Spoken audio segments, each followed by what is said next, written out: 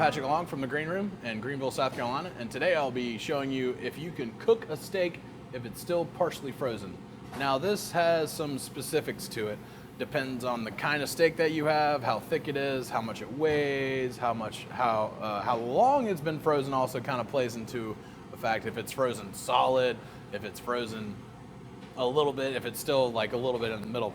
But this one right here, I've got a ribeye here, and it's still got some solid points in the middle that are nice and frozen.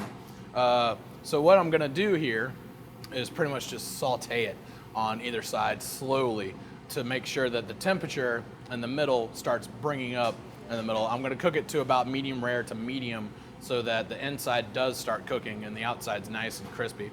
But I'll be pan searing it as opposed to grilling it.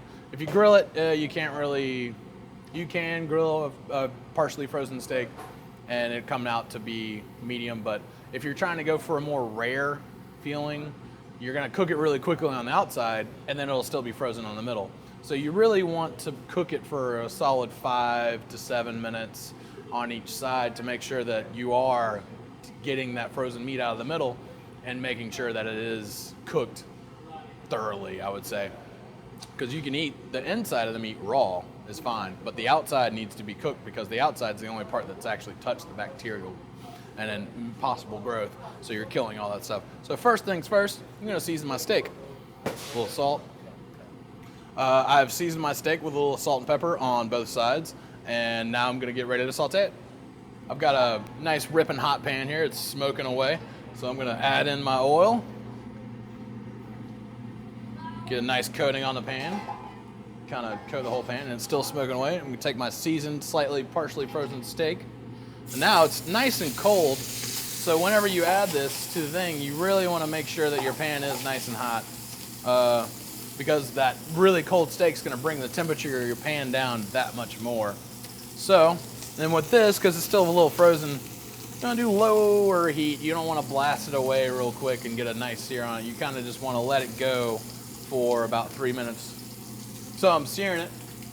I'm gonna let this sear for about 3 to 5 minutes on each side. As you can see, it's starting to develop a nice golden brown crust on the outside. And that will, in turn, cook through and unthaw that little bit of frozen part that you have left in the middle. Now I'm gonna go for about a medium on this. So yeah, about 3 to 5 minutes on each side. And you can always judge by feel.